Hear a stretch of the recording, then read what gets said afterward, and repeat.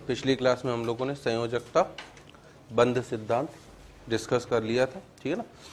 अक्षीय अतिव्यापन के फलस्वरूप जो बॉन्ड बनेगा उसे बोला जाता है कौन सा बॉन्ड, हमारा सिग्मा बॉन्ड। और जब समपार्श्विक अतिव्यापन होगा तो उससे पाई बॉन्ड। पहला बनने वाला बंध हमेशा कौन सा बंध होगा, हमारा सिग्मा, है ना। तो अब हम लोग अगली चीज ये लिखेंगे, है ना? सिग्मा तथा पाई बंध में अंतर।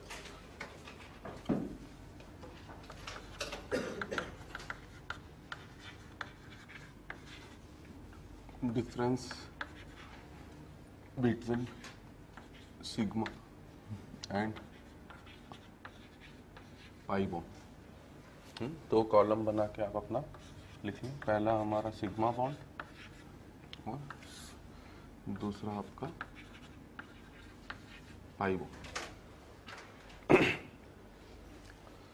ठीक है ना। तो मैं नंबर वाइज बोलते जा रहा हूँ, आप लिखते जाना। जैसे सिग्मा बॉन्ड में पहला लिखेंगे कि अक्षीय अतिव्यापन के द्वारा बनता है।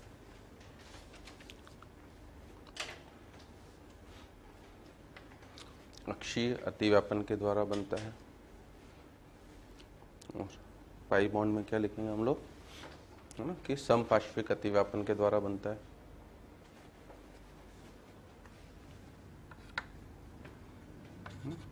तो पहली चीज हम लोग अतिव्यापन का प्रकार लिख रहे हैं कि ये अक्षीय से और ये समपार्श्विक से। दूसरा, अब ये किस प्रकार से है ना, बनने को तो खूब तरीके हैं, बट जो मोस्ट कॉमन तरीके हैं सिग्मा बॉन्ड किस के अतिव्यापन से बनेगा, SS, SP और PP, ठीक है ना। और पाई बॉन्ड के लिए क्या बोलेंगे हम लोग कि ये PP के द्वारा बन सकता है, PD के द्वारा बन सकता है और DD के द्वारा बन सकता है।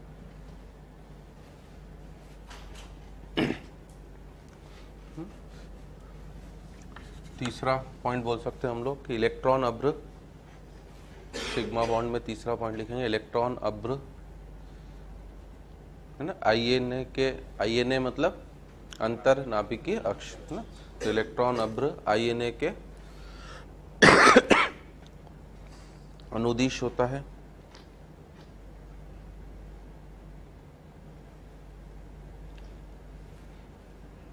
ठीक है। और पाई बॉन्ड में इलेक्ट्रॉन अभ्र कहाँ होगा, INA के ऊपर तथा नीचे। तो पाई बॉन्ड में लिखेंगे इलेक्ट्रॉन अभ्र INA के ऊपर तथा नीचे होता है, ठीक है ना। चौथा बॉन्ड पॉइंट लिखेंगे प्रबल बंध कौन सा होगा इन दोनों में से, हमारा सिग्मा, है ना। तो सिग्मा बॉन्ड में चौथा पॉइंट ये लिखना आप अपना कि यह प्रबल बंध होता है। और ब्रैकेट में आप चाहो तो बॉन्ड एनर्जी भी डाल सकते हो बेटा। सिग्मा बॉन्ड की जो बॉन्ड एनर्जी लगभग होती है वो लगभग 80 किलो कैलोरी प्रति मोल के आसपास, ठीक है ना। और पाई बॉन्ड में लिखेंगे हम लोग कि यह एक दुर्बल बंध है और इसकी बॉन्ड एनर्जी लगभग 65 किलो कैलोरी प्रति मोल।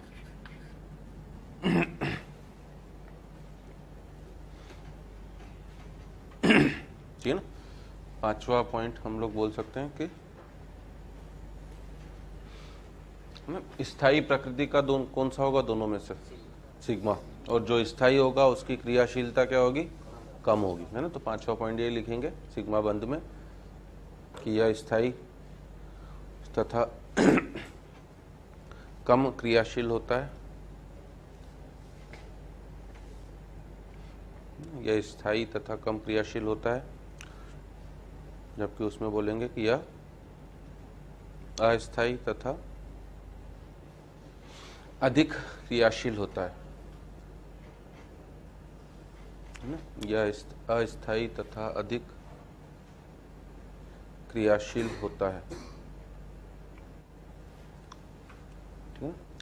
नेक्स्ट पॉइंट लिखेंगे किस बंध के अनुदिश मुक्त घूर्णन संभव है, सिग्मा बॉन्ड की पाई बॉन्ड, सिग्मा, है ना। तो अगला सिग्मा पॉइंट में ये लिखेंगे कि, है ना, सिग्मा बॉन्ड के सापेक्ष मुक्त घूर्णन संभव है।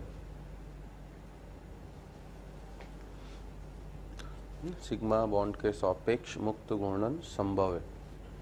और उसमें बोलेंगे हम लोग कि मुक्त घूर्णन संभव नहीं है।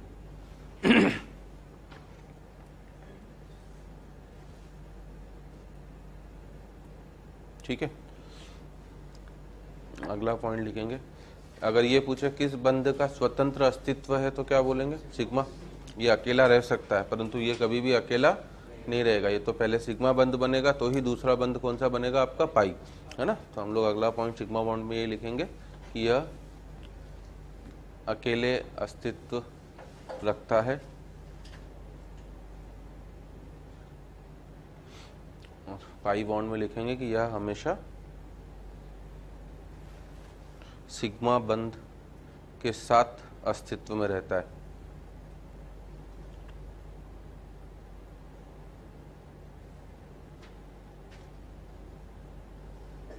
ठीक है, अगला पॉइंट, अगर आपको किसी अणु की आकृति बतानी हो तो आकृति बताने में कौन अपना रोल प्ले करेगा? सिग्मा बॉन्ड की pi bond? Sigma bond. Pi bond कभी भी आकृति या संकरण में आपको पता होगा काउंट नहीं करे जाते हैं। ठीक है ना। तो नेक्स्ट पॉइंट हम लोग सिग्मा बॉन्ड में यही लिखेंगे, है ना, कि अणु की आकृति तथा संकरण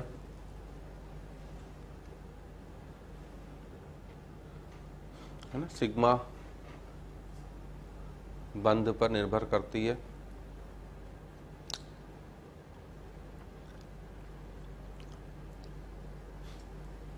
है ना। और उसमें बोलेंगे क्या हम लोग कि संकरण तथा अणु की आकृति में संकरण तथा अणु की आकृति में पाई बंध का कोई योगदान नहीं होता है।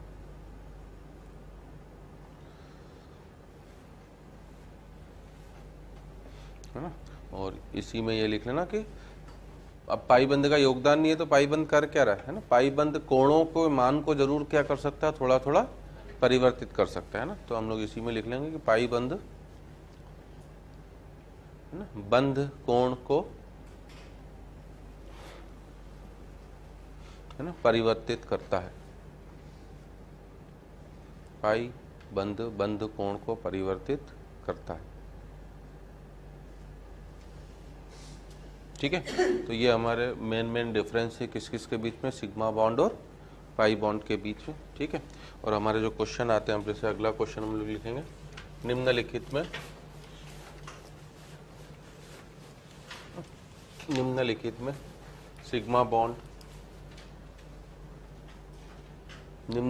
सिग्मा बंध, पाई बंध तथा लोन पेयर एकाकी युग्म इलेक्ट्रॉनों की संख्या बताइए। जैसे कुछ छोटे छोटे एग्जांपल दे रहा हूं, H2O, अमोनिया, POCl3, है ना, SO2,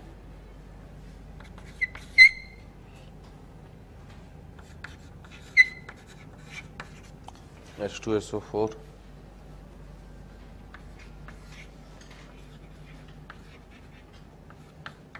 C2CN4,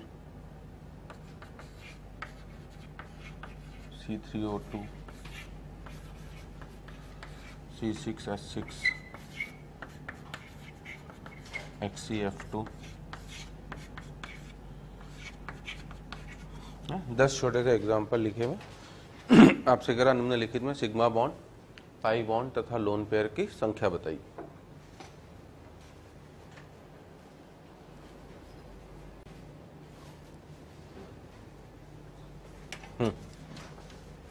H2O की अगर मैं बात करता हूँ ना, तो HOH, ठीक है, तो क्या बोलेंगे, 2 सिग्मा और 2 लोन पेयर। NH3 की अगर आप बात करोगे तो N, H, H और H, 3 सिग्मा और क्या, 1 लोन पेयर, है ना। POCl3 की बात करोगे, है ना, तो ये सब वो पुराने रूल आपके लग ही रहे हैं, केंद्रीय परमाणु का चयन वगैरह आपको करना ही है। तो इस तरीके से आप बोल सकते हो 4 तो कौन सा है, सिग्मा बंध, एक कौन सा आपका पाई। इस पाई बंध का प्रकार भी पूछ सकता है, कौन सा पाई बंध होगा ये, पी पाई डी पाई है ना। क्यों? क्योंकि फास्फोरस कितने बॉन्ड बना रहा है आपका, 5 बॉन्ड। और 5 बॉन्ड कैसे बनाएगा फास्फोरस, जब उसका एक इलेक्ट्रॉन उठ के डी में जाएगा। तो इसलिए पाई बंध का प्रकार पूछेगा तो पी पाई डी पाई। और अब अगर लोन पेयर पूछेगा तो एक एक क्लोरीन के ऊपर कितने लोन पेयर हैं, 3। तो 3 मतलब 3 के ऊपर कितने हो गए, 9। और ऑक्सीजन के ऊपर कितने लोन पेयर होंगे, 2। तो 9 और 2 हमारा उत्तर कितना हो जाएगा, 11 लोन पेयर। ठीक है ना। SO2 तो इसकी संरचना क्या हो जाएगी, S double bond O double bond O। ठीक है, एक लोन पेयर सल्फर के ऊपर और 2 लोन पेयर ऑक्सीजन। तो हम 2 सिग्मा बंध बोलेंगे, 2 पाई बंध। इन पाई में से एक तो कौन सा होगा, पी पाई और एक होगा पी पाई डी पाई, है ना। तो वो भी लिखते चलेगा। और लोन पेयर कितने हो गए आपके, 5। H2SO4 HOS double bond O double bond O OH। ठीक है, सिग्मा बंध 1 2 3 4 5 6। तो 6 तो हमारे सिग्मा बॉन्ड है ना। एक आपका पी पाई, एक की दोनों हो जाएंगे कौन से, पी पाई डी पाई हो जाएंगे ना।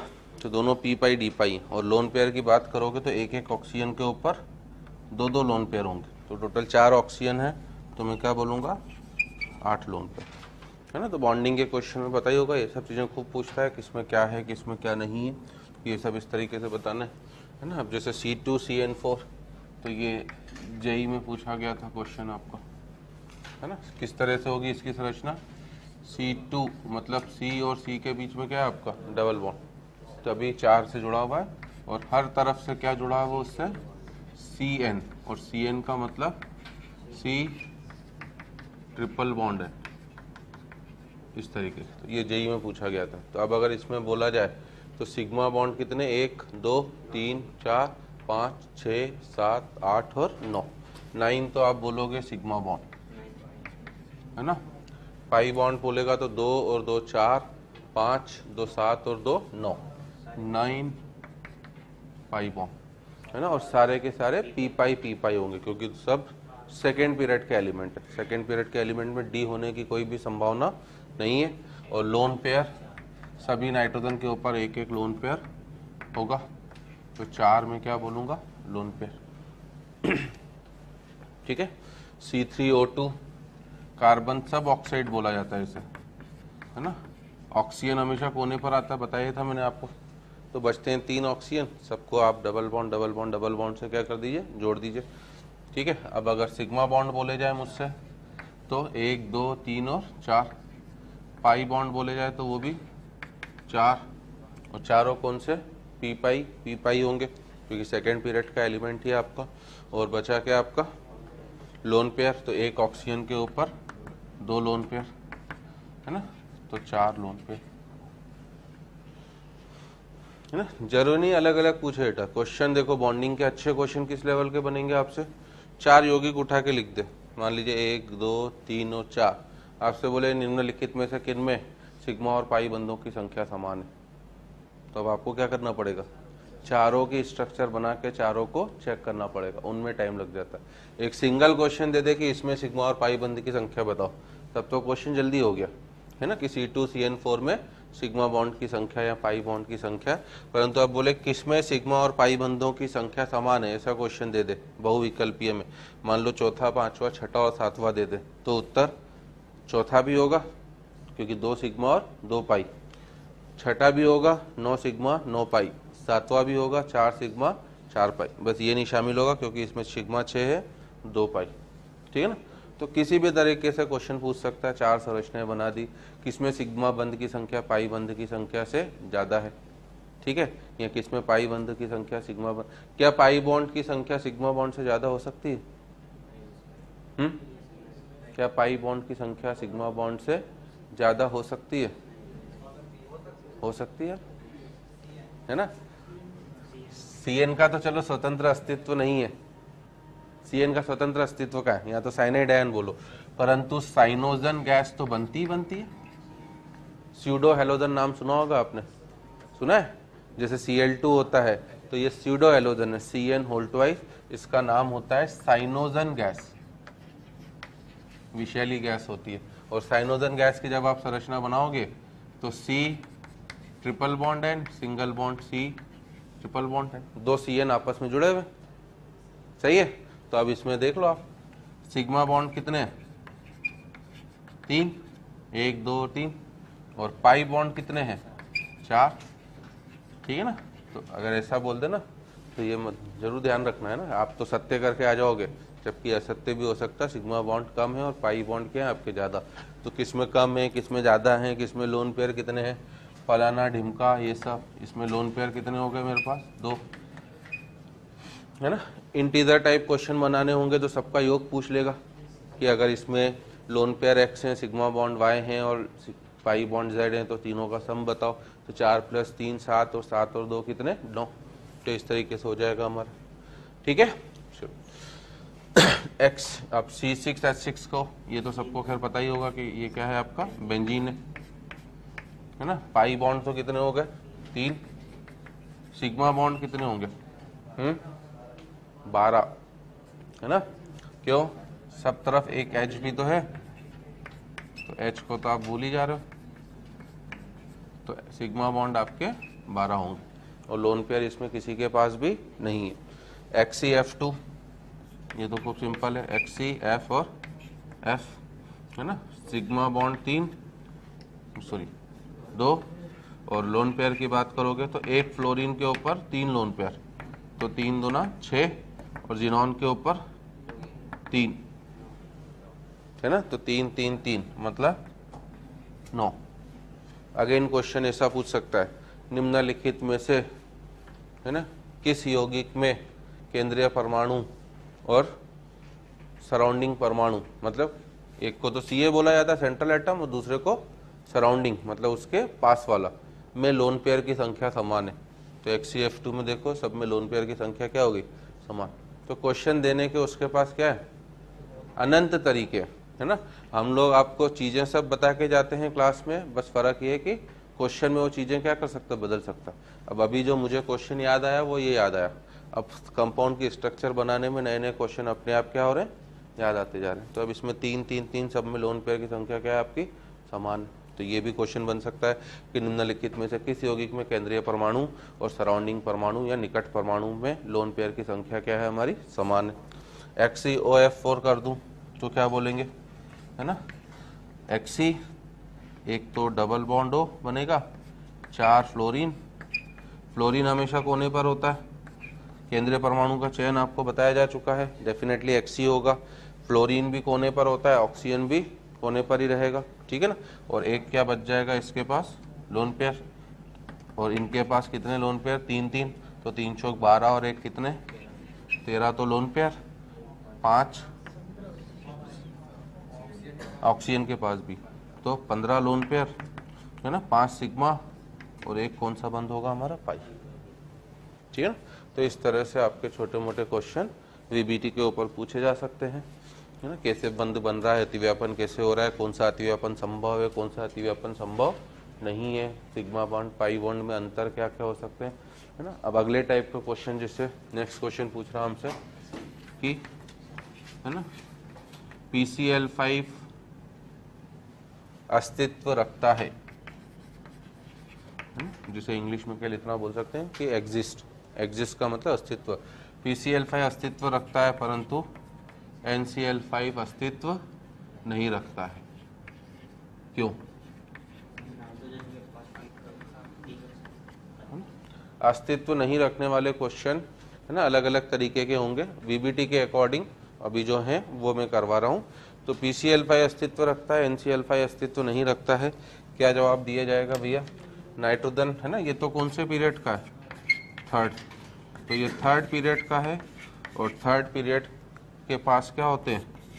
D कक्षक होते हैं, तो ये अपना अष्टक क्या कर सकता है? विस्तारित कर सकता है, 5 बॉन्ड बना सकता है, परंतु नाइट्रोजन कौन से पीरियड का एलिमेंट है? 2nd, है ना? और 2nd पीरियड का एलिमेंट है, तो इसके पास D कक्षक उपस्थित नहीं है, तो ये कभी भी अपने अष्टक को विस्तारित नहीं कर सकता है। तो मैंने बताया भी था कि नाइट्रोजन अधिकतम कितने बंध बना सकता है हमारे, 4 है ना। NH4 प्लस जब हो जाएगा तो मैक्सिमम नाइट्रोजन कितने बंध बना सकता है, 4, 5 कभी नहीं बना सकता है ना। अब इस तरह के सभी क्वेश्चन है ना, बाकी सबको मैं क्वेश्चन लिखा दे रहा हूँ कि SF6 अस्तित्व में है, OF6 अस्तित्व में नहीं है, सेम लॉजिक, सही है। ये थर्ड पीरियड का है। सल्फर अधिकतम संयोजकता कितनी दर्शा सकता है, 6 बताया था मैंने आपको। और OF6 ऑक्सीजन अधिकतम संयोजकता 3, 2 नहीं 3 दर्शा सकता है। H3O प्लस, H3O प्लस में वो कितने बंध बनाता है, 3 बंध, और एक क्या है उसके ऊपर पॉजिटिव चार्ज है ना। नॉर्मल तो 2, तो इसलिए वापस यही कारण हो जाएगा। तो इस तरह के जो भी क्वेश्चन हैं आपके सब इस लॉजिक से आप बना सकते हो अपना, है ना, कि I3 माइनस है ना, Br3 माइनस, Cl3 माइनस, ये सब तो अस्तित्व रखते हैं, परंतु F3 माइनस अस्तित्व नहीं रखता है ना। अब I3 माइनस का मतलब क्या है, केंद्रीय परमाणु क्या होगा आपका I, और दोनों तरफ से क्या जुड़ेगा II आके, 3 आयोडीन हो गए इसलिए I3, ठीक है। Br3 में वही, Cl3 में भी वही, परंतु F3 माइनस में ये संभव नहीं है क्योंकि फ्लोरीन तो हमेशा केवल एक ही बॉन्ड बनाएगा। तो इस तरीके के ये सब जब क्वेश्चन जो होंगे, इन सब का लॉजिक आप इसी तरीके से दोगे, कौन अस्तित्व में है और कौन अस्तित्व में नहीं, ठीक है ना। तो ये हाँ, pH5 को मैं अभी यहाँ पर नहीं बताऊंगा ना, इसलिए तो कह रहा हूँ अस्तित्व रखने वाले क्वेश्चन अलग अलग कैटेगरी के।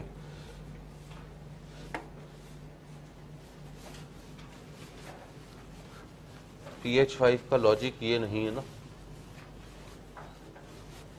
उसका लॉजिक संकरण से आता है।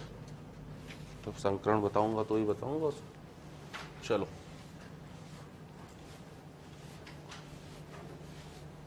ठीक है, तो ये हमारा कंप्लीट होता है VBT। अब लिखो हमारा नेक्स्ट हाइब्रिडाइजेशन, संकरण।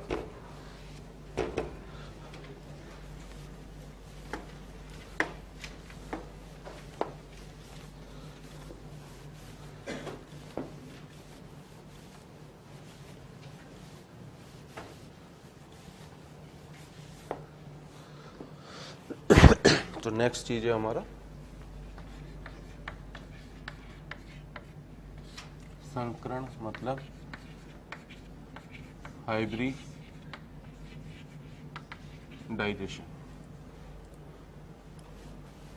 संकरण की सबसे पहले तो हम ये समझना आखिर जरूरत क्यों पड़ी, ठीक है ना। अब संकरण की जरूरत क्यों पड़ी है भैया, अगर मैं VBT के अनुसार CH4 की स्ट्रक्चर देखूं,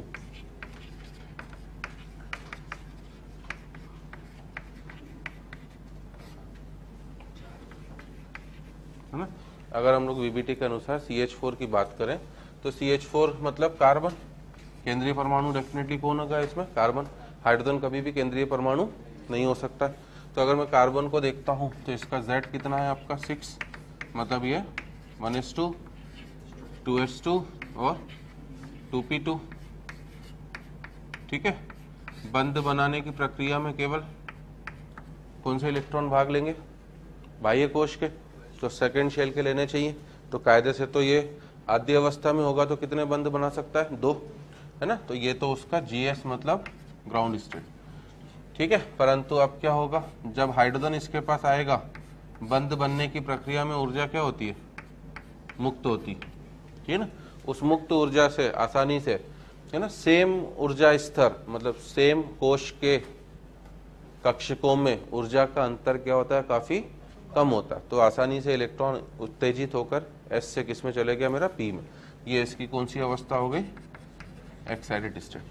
अब इसे कितने अयुग्मित इलेक्ट्रॉन मिल गए, 4। जितने अयुग्मित इलेक्ट्रॉन होंगे उतने ही वो बंध बना सकता है। तो अब ये 4 बंध बना सकता है किससे, हाइड्रोजन से, ठीक है। हाइड्रोजन के पास तो कितने इलेक्ट्रॉन होते हैं, एक ही, तो 4 हाइड्रोजन अलग अलग में ले रहा हूं, है ना, पहला, दूसरा, तीसरा, चौथा, ठीक है ना। पहले ने इसके साथ अतिव्यापन करा, इन दोनों का, दूसरे ने इसके साथ अतिव्यापन करा, तीसरे ने इसके साथ अतिव्यापन करा, चौथे ने इसके साथ अतिव्यापन करा, ठीक है। अब VBT के अनुसार अगर ये नॉर्मल वे में अतिव्यापित हुआ तो एक अतिव्यापन तो किसका हो रहा है, एस और एस का, और 3 अतिव्यापन किसके हो रहे हैं, एस और पी के। तो वीबीटी के अनुसार एक आपका एस पी का अतिव्यापन, मतलब एक एस एस का अतिव्यापन है और 3 एस और पी के अतिव्यापन। इसका मतलब इन बंधों का सामर्थ्य चारों का समान नहीं हो सकता है ना। तो चारों बंध का हमारा बंध सामर्थ्य जो होगा वो कायदे से है ना समान नहीं हो सकता है। चारों बंध की अगर मैं बंध की लंबाई बात करूं तो वो भी समान नहीं होगा। चारों बंधों के अगर मैं बंध कोण की बात करूं तो वो भी समान नहीं होंगे, ठीक है ना, क्योंकि एस है और पी है। तो इस तरीके से ये सब हमें डाटा वीबीटी के अनुसार कायदे से मिलना चाहिए था, परंतु हमें पता ही है कि वास्तविकता में क्या होता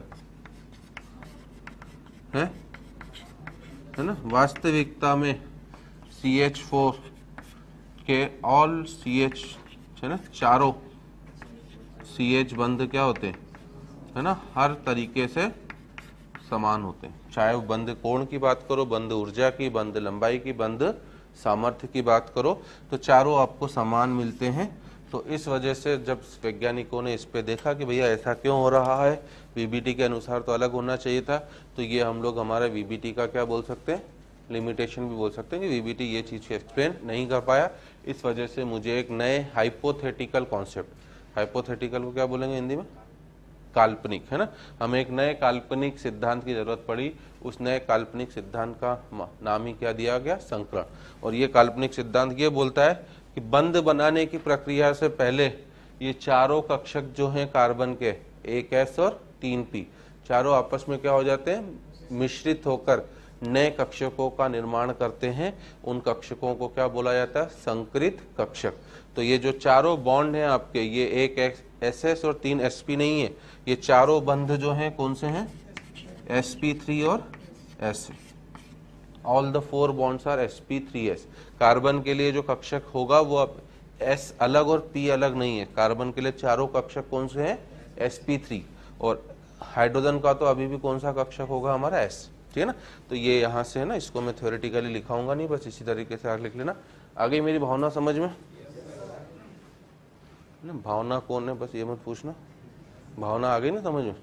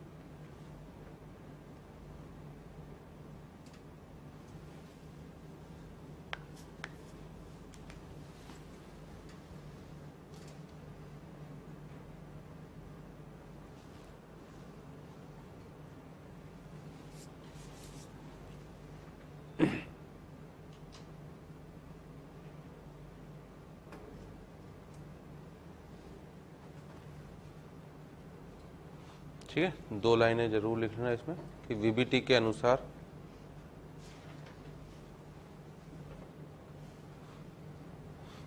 वीबीटी के अनुसार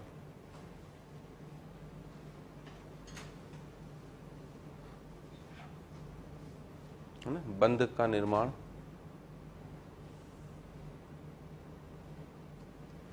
वीबीटी के अनुसार बंध का निर्माण है ना, शुद्ध sp या d कक्षकों के, वीबीटी के अनुसार बंध का निर्माण शुद्ध sp या d कक्षकों के अतिव्यापन के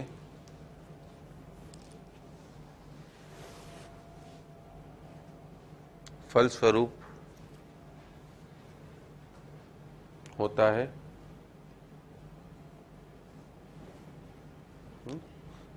शुद्ध sp या d कक्षकों के अतिव्यापन से होता है ना, अर्थात है ना, अणुओं में है ना, अर्थात अणुओं में बंध अलग अलग प्रकृति के होंगे, है ना, अर्थात अणु में बंध अलग अलग प्रकृति के होंगे, है ना, परंतु वास्तविकता में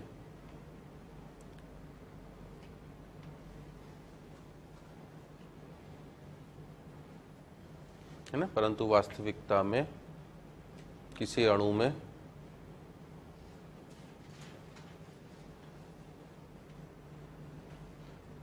पाए जाने वाले बंध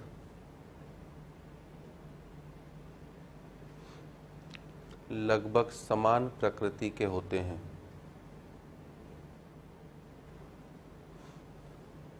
है ना, परंतु वास्तविकता में किसी अणु में पाए जाने वाले बंध लगभग समान प्रकृति के होते हैं,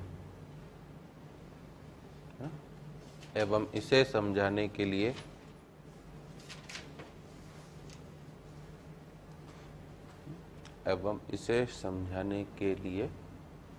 संकरण की व्याख्या दी गई।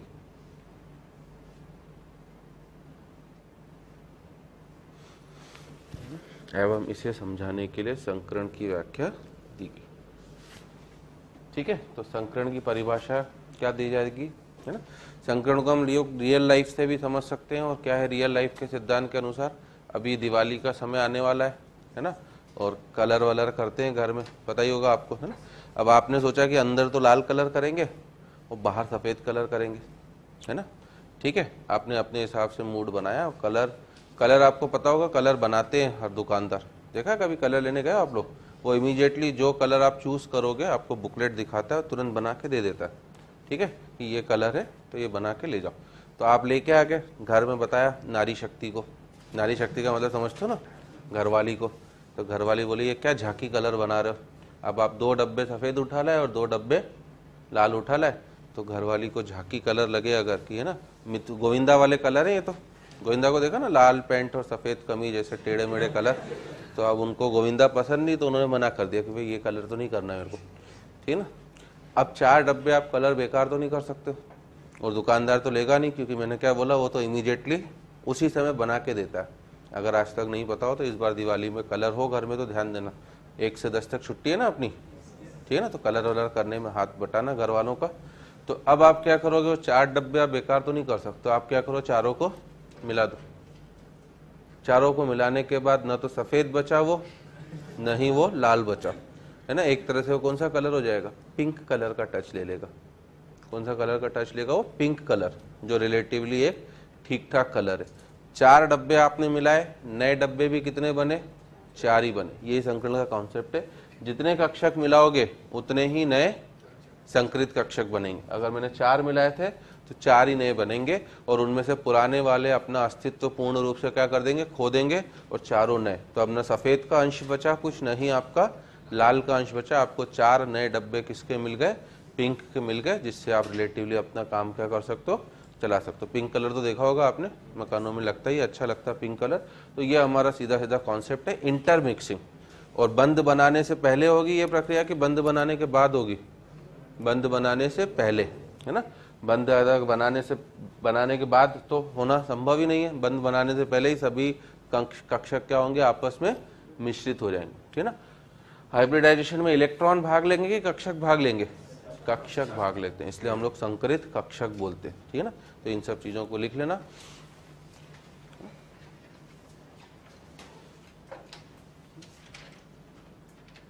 शुद्ध एस, पी या डी कक्षकों के, शुद्ध एस, पी या डी कक्षकों के आपस में अंतः मिश्रण की क्रिया द्वारा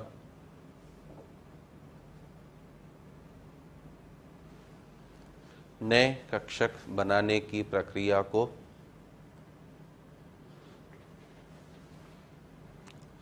शुद्ध एस, पी या डी कक्षकों के आपस में अंतः मिश्रण की क्रिया द्वारा नए कक्षक बनाने की प्रक्रिया को संकरण कहते हैं।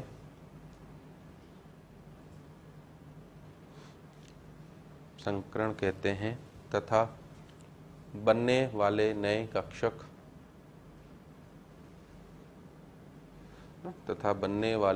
कक्षक संकरित कक्षक कहलाते हैं।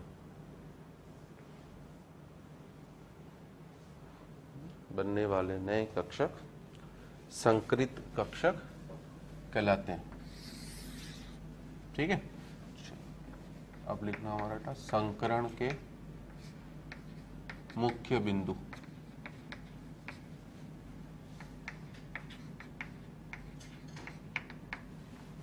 ठीक है, पॉइंट वाइज लिखेंगे। सबसे पहला कि यह एक काल्पनिक सिद्धांत है।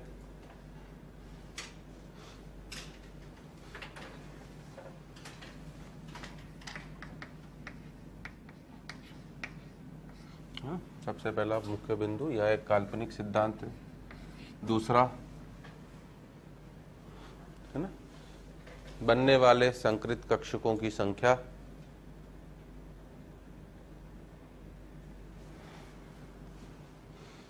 है ना, बनने वाले संकरित कक्षकों की संख्या है ना मिश्रित होने वाले कक्षकों की संख्या के बराबर होती है।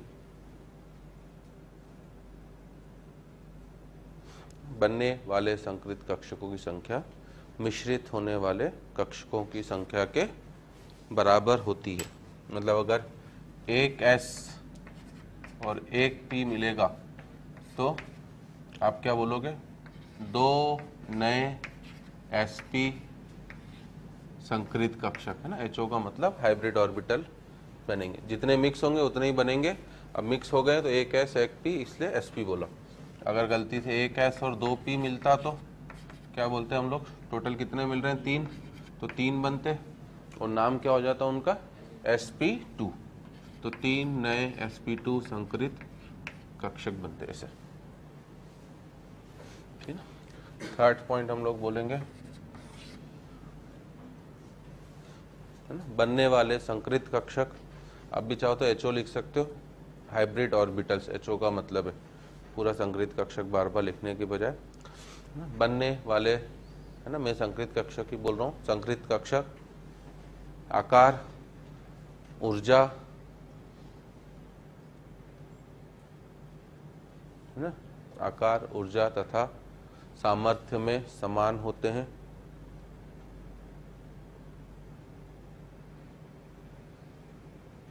है ना, आकार, ऊर्जा तथा सामर्थ्य में समान होते हैं। है ना, सभी कक्षकों की, चाहे आप बॉन्ड एनर्जी बात करोगे, बॉन्ड की स्टेबिलिटी बात करोगे, है ना, शेप की बात करोगे, सब समान होंगे। ठीक है ना। चौथा पॉइंट हमारा, संकरित कक्षकों को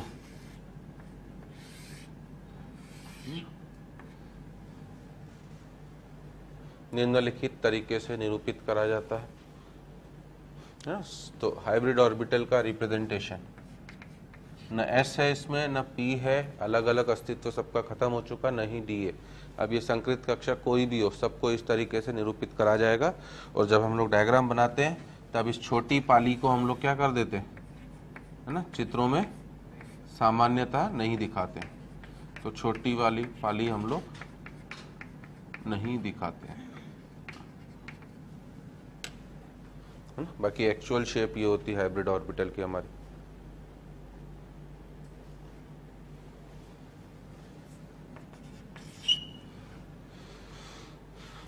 अगर पांचवा पॉइंट पूछा जाए कि संकरण की प्रक्रिया में कौन से कक्षक भाग लेंगे, हमारे पास 3 तरह के कक्षक हो सकते हैं, अर्धपूरित, पूर्णपूरित और खाली कक्षक। इन तीनों में से कौन से संकरण की प्रक्रिया में भाग ले सकते हैं, तीनों ले सकते हैं, अर्धपूरित, पूर्णपूरित और खाली, है ना। ठीक है, लिख लेना। अगला पॉइंट ये हमारा कि संकरण की प्रक्रिया में तीनों प्रकार के कक्षक,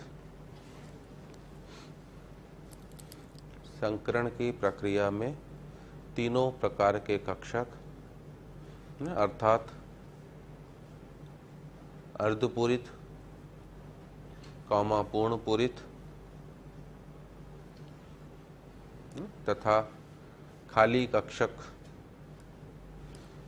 अर्थात अर्धपूरित, पूर्णपूरित तथा खाली कक्षक भाग ले सकते हैं।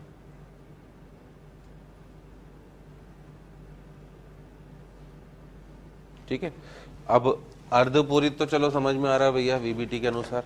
खाली कक्षक कब भाग लेंगे?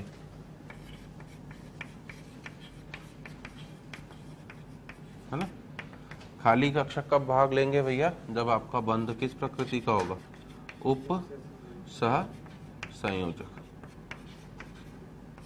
ठीक है, तो ये भी मेंशन कर देना है ना कि उप सह संयोजक बंध के लिए खाली कक्षक भाग लेता है। और पूर्णपूरित कक्षक कब होगा?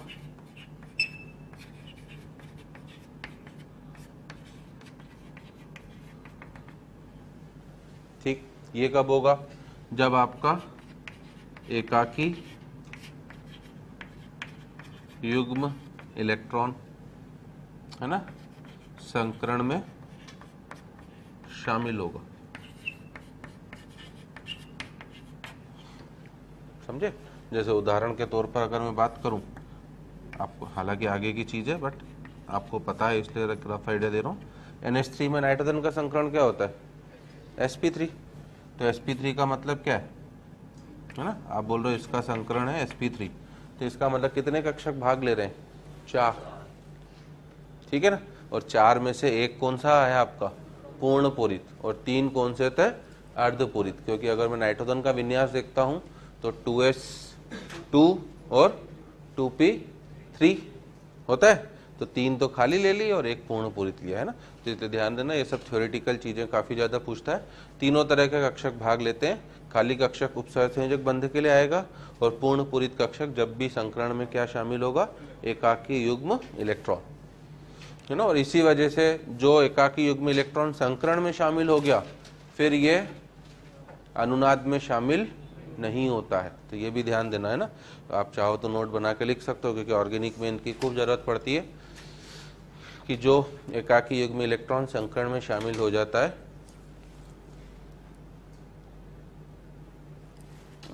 जो एकाकी, नोट बना के लिखना अलग से, जो एकाकी युग्म इलेक्ट्रॉन संकरण में भाग ले लेता है वह अनुनाद की प्रक्रिया में शामिल नहीं होता है।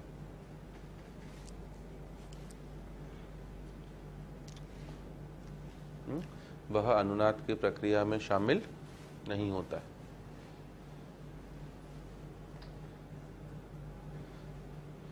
ठीक है, चलो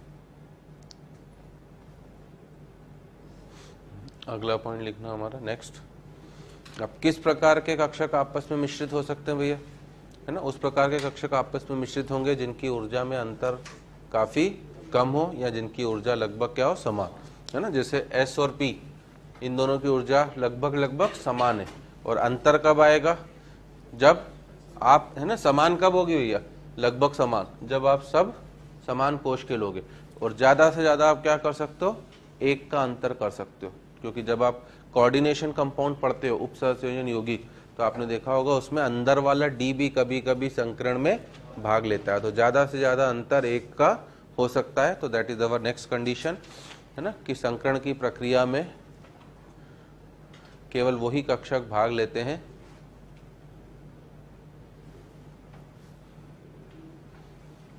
संकरण की प्रक्रिया में केवल वही कक्षक भाग लेते हैं जिनकी ऊर्जा,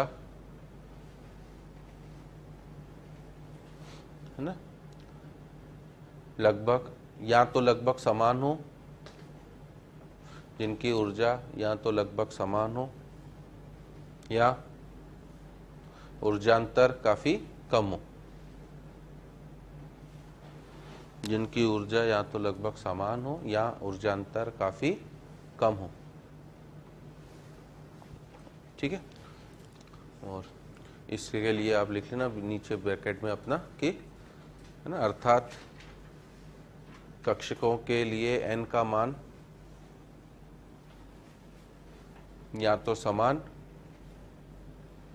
अर्थात कक्षकों के लिए n क्या होती है? मुख्य क्वांटम संख्या। कक्षकों के लिए n का मान समान या उसमें है ना 1 का अंतर होना चाहिए।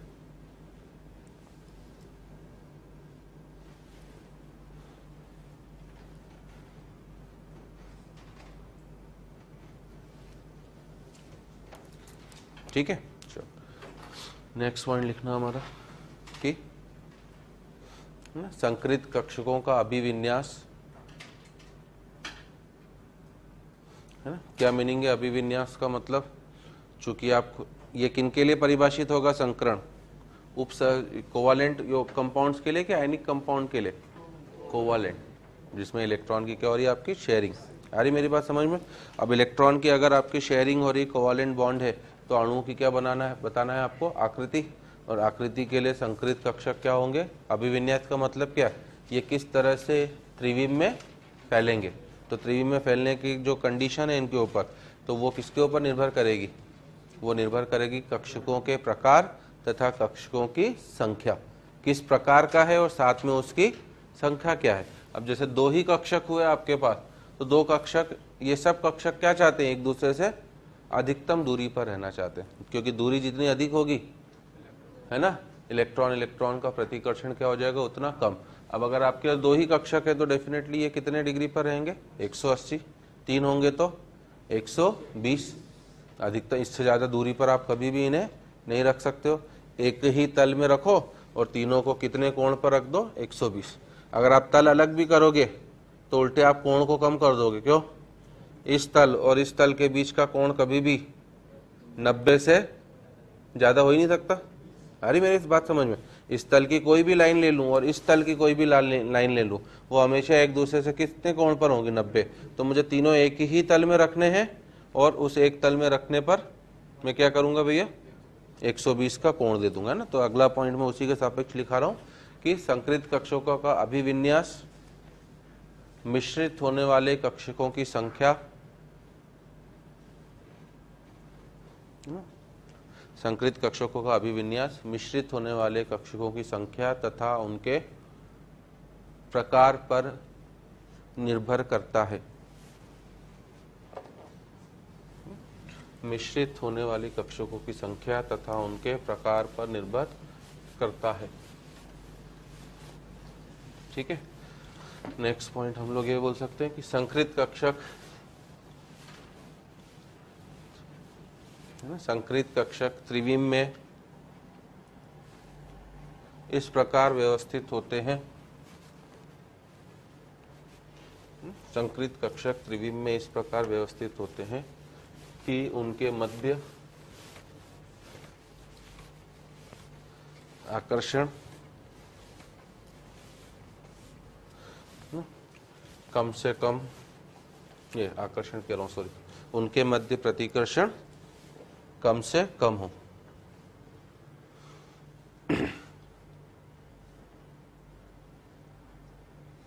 ठीक है, तो ये सब हमारे संकरण के मुख्य बिंदु हैं जो थ्योरेटिकल टाइप के क्वेश्चंस में आपसे पूछ सकता है।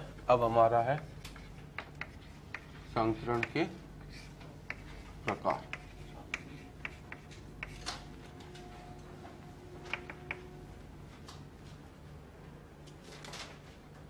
है ना?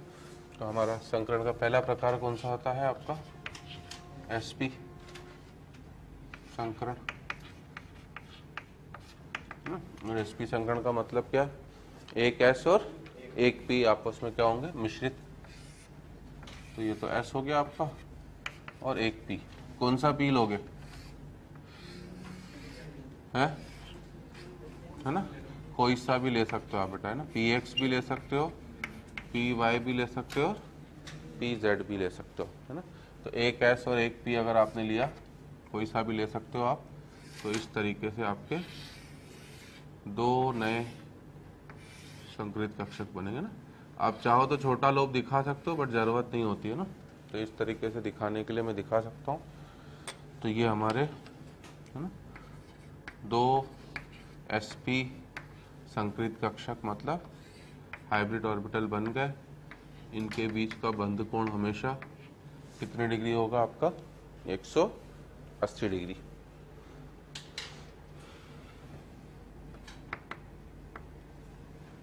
ठीक है।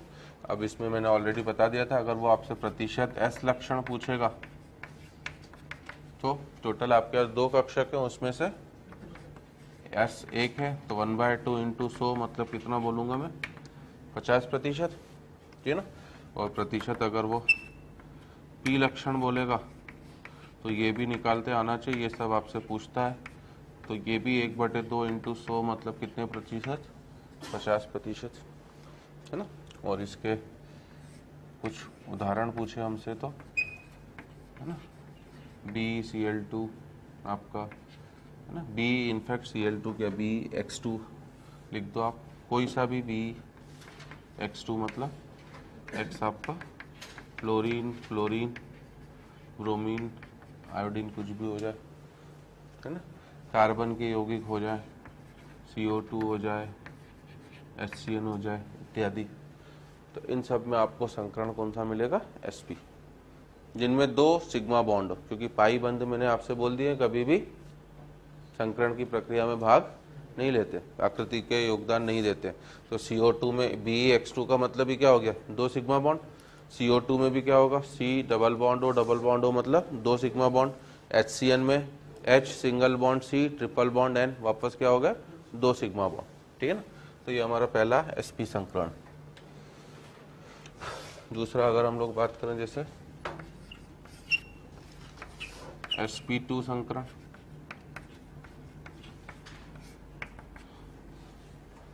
है ना। अब sp2 में s बेचारा तो सबसे सीधा है, उसको दुनियादारी से कोई लेना देना नहीं है, तो s तो s ही है। p कौन सा लेंगे, ऊपर है ना, ये भी पूछ लेता है हमसे, तो p कौन सा लें। आप तीनों में से कोई भी p ले सकते हो 2, बस इससे फर्क क्या पड़ेगा, देखो एक p मैंने ये ले लिया और एक p मान लो मैंने ये ले लिया, ठीक है ना। ये मान लो x एक्सिस है मेरी और ये मैंने y लिया, तो इनडायरेक्टली ये मैंने s के साथ क्या लिया px और py, ठीक है। अब ये तीनों जब आपस में आपने मिश्रित करा दिए तो आपके 3 नए संकृत कक्षक बनेंगे और वो आपस में एक दूसरे से कितने कोण पे रहना चाहेंगे 120 डिग्री।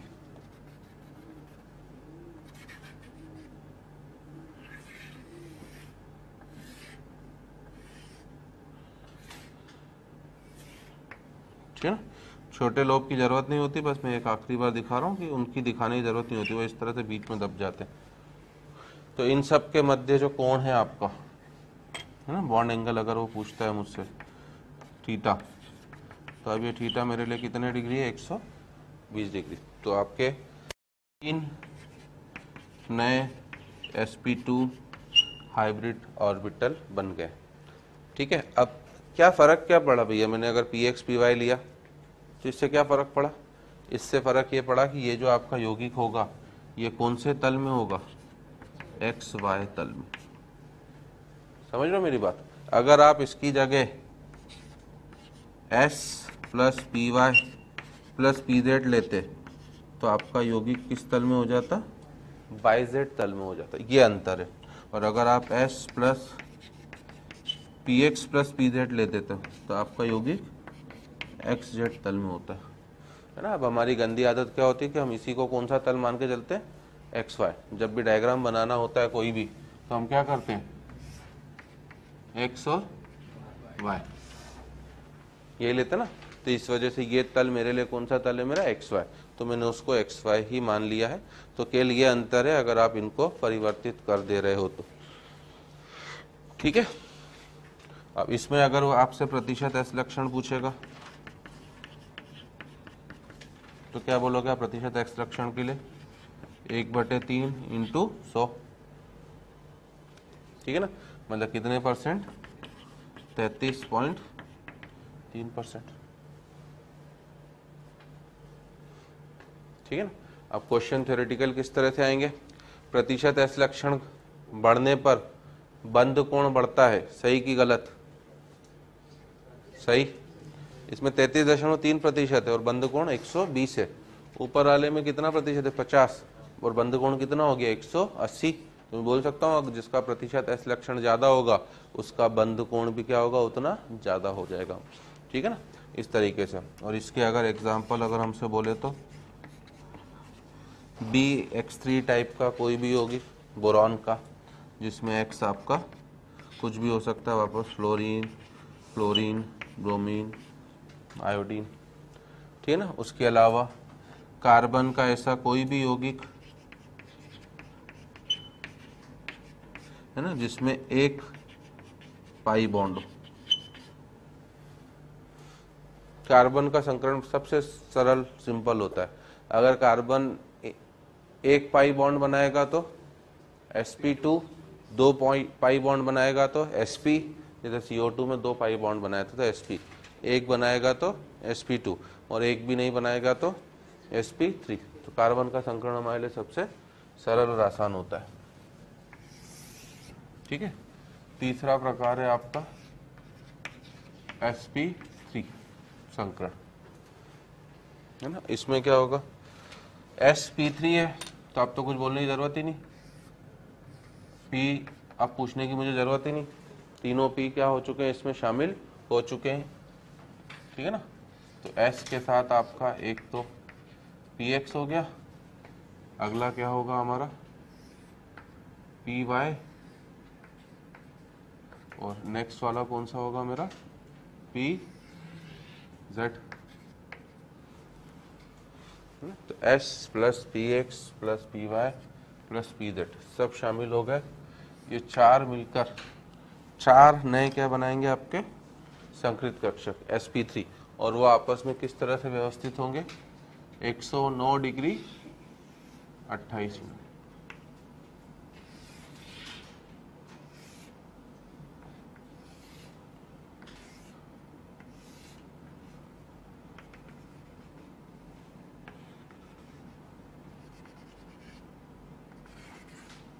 है ना।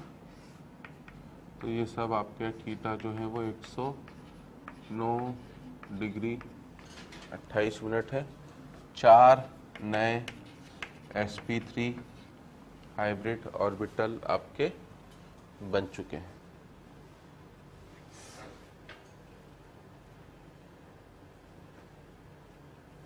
टोटल अगर बंध कोण पूछे कितने बंध कोण है, इसमें अगर टोटल बॉन्ड एंगल पूछे कि टोटल बॉन्ड एंगल कितने, तो इसमें तो एक ही होगा। इसमें टोटल बॉन्ड एंगल पूछेगा तो तीन, एक, दो और एक इनके बीच का तीन। उसमें टोटल बॉन्ड एंगल पूछे कितने होंगे, 6, है ना। क्यों होंगे 6, 4c2। 4c2 का मतलब क्या है, चार में से टोटल कितने हैं आपके पास, चार कक्षक हैं, और बंध कोण मतलब चार में से कितनों को उठाना आपको, दो को, कोई से भी दो उठा सकते हो। अगर जैसे मैं नंबरिंग कर दूं कि ये 1 है आपका, ये 2 है, ये 3 है, ये 4 है ना। थोड़ा गणित भी लगाया करो इसमें, मैंने बंध क्रम निकालने के लिए अनुनाद में बताया था ना, तो वही है कॉन्सेप्ट। कौन कौन से कोण होंगे, एक कोण एक और किसके बीच का होगा, दो, एक और, है ना। अब ये समान तल में नहीं है बेटा, ये तो आपको दिखाने के लिए। एक्चुअली क्या है, एक तो ऊपर है, ठीक है, आ रही मेरी बात समझ में, नीचे के जो तीन है, एक दो आगे की तरफ है और एक आपका पीछे की तरफ है, इस तरीके से। मतलब एक ट्राइपॉड होता ना, देखा होगा ना स्टैंड जिसपे कैमरा लगाते हैं हम लोग, एक, दो और तीन, वो कैमरा लगा हुआ पीछे आपका, तो ये ट्राइपॉड और एक ऊपर की तरफ है, तो सबके बीच का बंध कोण। और अगर मुझे बंध कोण लेना है तो मैं ऊपर वाले से इन तीनों का ले सकता हूँ, तो तीन तो वो हो गए, मतलब एक और दो के बीच का, एक और तीन के बीच का, एक और चार के बीच का, तीन ही हो गए। इसके अलावा दो और तीन के बीच का भी ले सकता हूँ, दो और चार के बीच का भी, कितने हो गए, 5, और बचा आखिरी कौन सा, 3 और 4। तो ये जेई में पूछा गया था कि टोटल बंध कोण कितने हैं इसमें, तो टोटल बंध कोण 6 होते हैं, ठीक है ना। और इसके भी आप इसमें अगर मुझसे प्रतिशत एस लक्षण बोलेगा तो कितना हो गया, 1/4 × 100 मतलब 25%, और प्रतिशत पी लक्षण पूछेगा तो 75%, है ना। तो आप देख लीजिए प्रतिशत एस लक्षण, है ना, जितना बढ़ेगा बंध कोण उतना ही क्या होगा आपका बढ़ेगा, विद्युत ऋणात्मकता भी उतनी ही बढ़ेगी, ठीक है ना। और क्या बोल सकते हैं हम लोग, बंध लंबाई उतनी ही क्या होगी आपकी, कम। एस तो क्या होता है, नाभिक के सबसे पास होता, ठीक है ना। तो इन सब चीज़ों को भी बाद में आना है, थोड़ा थोड़ा हिंट मैं अभी से देते हुए चल रहा हूँ, है ना। और इसके उदाहरण कौन से दोगे, कार्बन के यौगिक जिनमें, है ना, सभी कौन से बॉन्ड हो, सिग्मा बॉन्ड।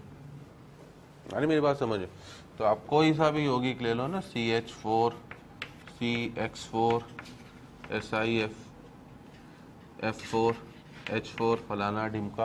अभी दो दो एग्जाम्पल लिख रहे हैं, बाद में सबकी स्ट्रक्चर वगैरह बनाएंगे हम लोग।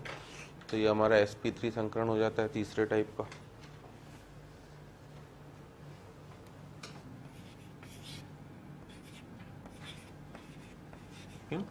अब जब हम लोग कोऑर्डिनेशन कंपाउंड बढ़ते हैं तो sp3 के बाद dsp2 भी होता है, परंतु हम लोग अभी केमिकल बॉन्डिंग में उसको न पढ़ के सीधे अगला वाला कौन सा पढ़ेंगे, sp3d, मतलब एक S 3 P और एक D, है ना। S तो ऐसे ही बेचारा सबसे सिंपल है, ठीक है ना।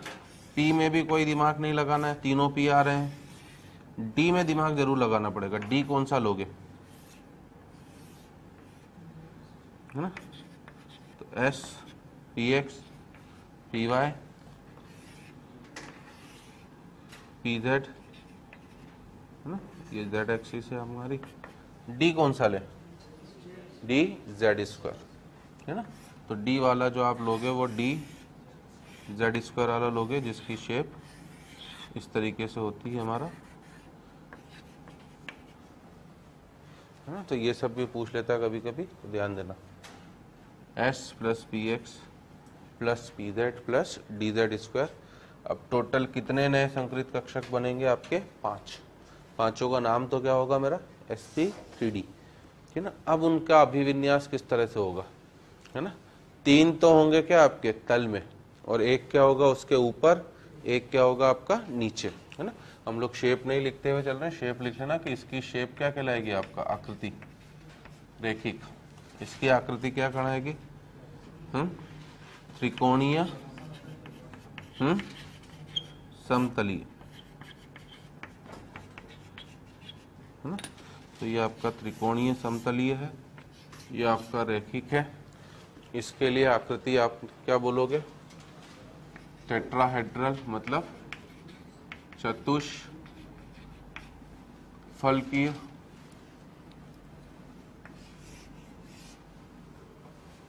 ठीक है ना। और इसकी अगर हम लोग शेप बनाने जाए तो इसके क्या होंगे, 3 कक्षक तो आपके एक तल में होंगे त्रिकोण के,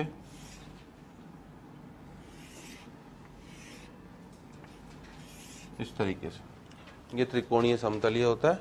और एक इसके क्या होगा आपका ऊपर, एक कहाँ होगा इसके नीचे। तो इसकी आकृति को हम लोग TBP, मतलब ट्राइगोनल, है ना, बाई पिरामिडल, हिंदी में क्या बोलेंगे, त्रिकोणीय, ठीक है ना, द्वि पिरामिडल, है ना। तो हम लोग आगे से TBP लिखेंगे, इसलिए मैंने हिंदी नाम भी बता दिया। तो ये आपका 5 नए sp3d हाइब्रिड ऑर्बिटल बनाए हैं, है ना। बॉन्ड एंगल कितने कितने होंगे, जो तल वाले हैं इसमें 2 तरह के बॉन्ड एंगल है ना। जो तल वाले हैं वो तो कितने डिग्री पर होंगे, 120, और जो इस तल के ऊपर है वो कितने कोण पर होगा आपका, 90 डिग्री। तो इसमें हमारे पास 2 तरह के बंध कोण हैं, 120 डिग्री वाले और 90 डिग्री वाले। 120 डिग्री वालों की संख्या पूछेगा तो कितना बोलूंगा मैं, 3, 120 वालों की, ठीक है ना। और 90 डिग्री वालों की संख्या पूछेगा तो 6, ना। कैसे 6, ऊपर वाला तीनों से होगा 90 पर, नीचे वाला भी। मैंने अभी बोल दिया कि अगर 2 लाइनें आप अलग अलग तल में ले रहे हो तो वो हमेशा कितने डिग्री पर होंगे, 90 डिग्री, है ना। अब कहने को 120 और 90 ही है, परंतु क्वेश्चन कुछ घुमा दे 180 डिग्री का पूछ ले तो एक बोल सकता हूं मैं ना, ऊपर और नीचे वाला कि 180 डिग्री, तो वो भी आप अगर बोल दे तो, है ना। अब इसमें अगर प्रतिशत एस लक्षण पूछेगा, ये सब चीजें आगे यूज होती हैं इसलिए मैं सब लिखवाते चल रहा हूँ। तो टोटल 5 कक्षक है और उसमें से एक ऐसे, तो हम लोग केवल कितना प्रतिशत बोलेंगे, 20%, है ना। और इसके जो महत्वपूर्ण एग्जाम्पल जो आते हैं आपके वो PX5 टाइप के फॉस्फोरस के, PF5, PCl35, PBr5, PI5,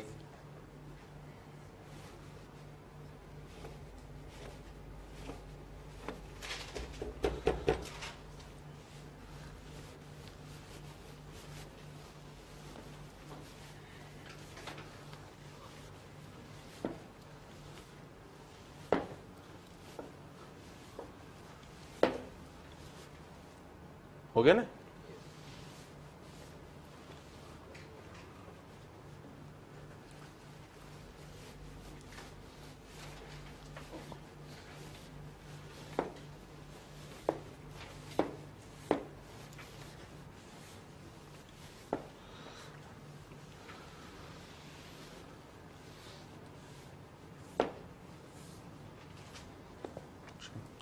अगला लिखना है हमारा नेक्स्ट sp3d2, तो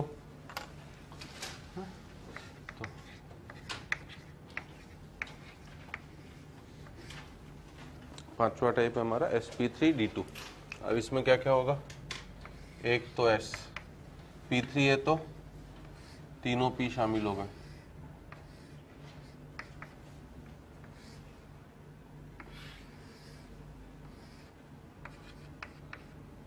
px, py,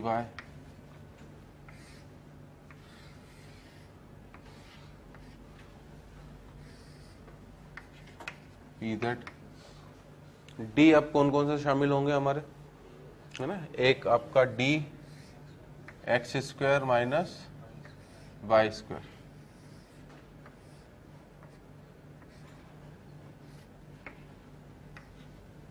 एक्स वाई है इसलिए इसे D X square minus Y square बोल रहा जा रहा है, और एक शामिल होगा कौन सा आपका डी जेड स्क्वायर।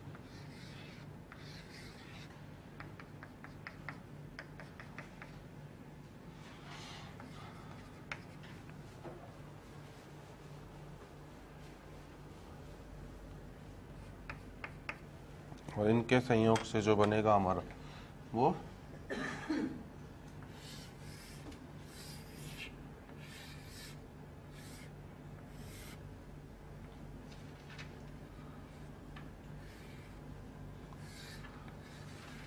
कुछ इस तरीके का है। चार तो एक तल में होंगे 90 डिग्री वाले, दो आपके, एक इसके ऊपर और एक इसके नीचे, 6 आपके नए संकरित कक्षक बन गए।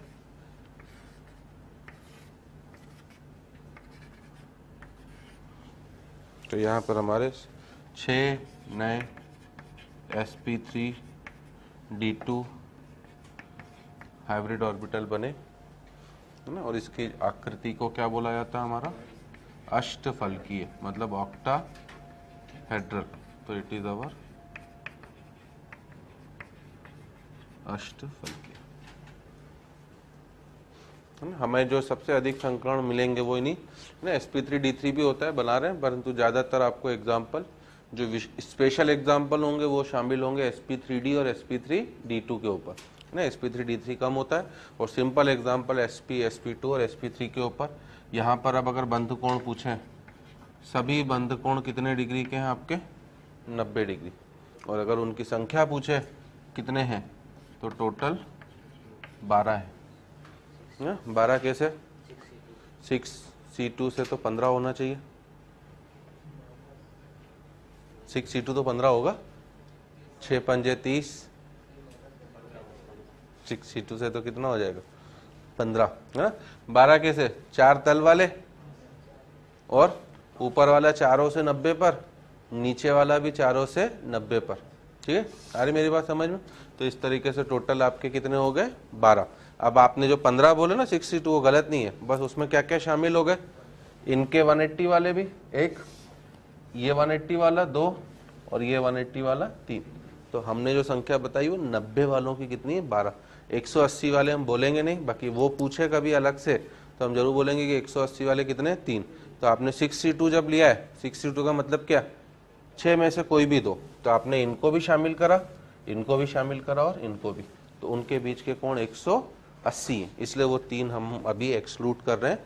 तो मैं यहाँ पर 12 बोलूँगा, ठीक है ना। और उदाहरण के तौर पर हम लोग इससे क्या बोलेंगे, SF6 6 वाले, है ना। खूब उदाहरण है, मतलब एक तो नहीं है, आप खूब सारे उदाहरण बना सकते हो। आयोडीन के पास 7 इलेक्ट्रॉन होते हैं तो आप ICl6 प्लस कर दो। 7 प्लस चार्ज मैंने वैसे भी बोला था किसके ऊपर आता है, केंद्रीय परमाणु। तो 7 में से 1 कम हो गए, कितने हो गए 6 आपके, है ना। PCl6 माइनस भी कर सकते हो, बनता ही है। तो ये सब चीज़ें हमारे इस तरह से मैं काफ़ी सारे उदाहरण बना सकता हूँ। और एक अगर आखिरी लिखे हम लोग अपना,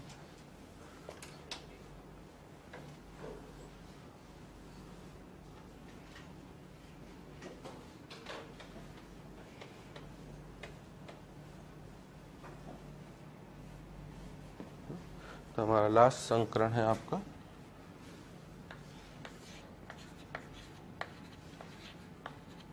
sp3d3, है ना, जिसमें एक S 3 P और 3 D आपस में मिलकर, है ना, 7 न्यू sp3d3 संकरित कक्षक बनाएंगे। और इसकी जो आकृति होती है ना, वो किस तरह से होती है आपकी,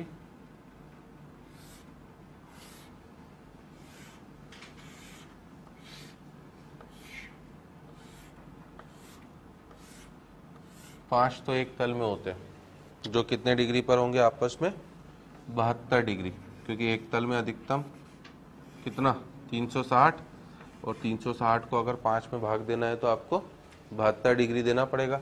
तो ये वाले बंध कोण कितने डिग्री के हमारे 72, है ना। तो बंध कोण 72 डिग्री के होंगे और 90 डिग्री के होंगे। 72 डिग्री वाले तो कितने होंगे आपके 5, है ना। 2 और बचेंगे, और वो 2 जो बचे हैं वो कहाँ जाएंगे आपके इनके लंबवत, एक इधर और एक इधर। आ रही मेरी बात समझ, 5 एक तल में है आपके, एक उसके ऊपर और एक नीचे। तो इस ज्योमेट्री को क्या बोला नाम दिया जाता है, PBP। PBP मतलब पेंटागोनल बाई पिरामिड, है ना। पिरामिड कब बनता है, एक नीचे कोई भी ज्यामिति हो, ऊपर से आपने अगर सबको जोड़ दिया तो एक क्या बन जाएगा आपका पिरामिड, है ना। तो उसको पिरामिड बोला जाता है। तो PBP, है ना। जैसे अमोनिया, तो अमोनिया भी क्या है, अमोनिया की ज्यामिति क्या होती है पिरामिडल। कैसे, लोन पेयर ऊपर है, बाकी तीनों क्या है एक तल में। जब लोन पेयर को आप सबसे जोड़ दोगे तो एक किसका निर्माण हो जाएगा आपका पिरामिड का। तो PBB का मतलब होता है इंग्लिश में हमारा पेंटागोनल बाई पिरामिड, है ना। पेंटागोनल को क्या बोलेंगे हिंदी में, पंच कोणीय, पंचभुजीय बोलना चाहिए सर, है ना, पंचभुजीय द्विपिरामिडल।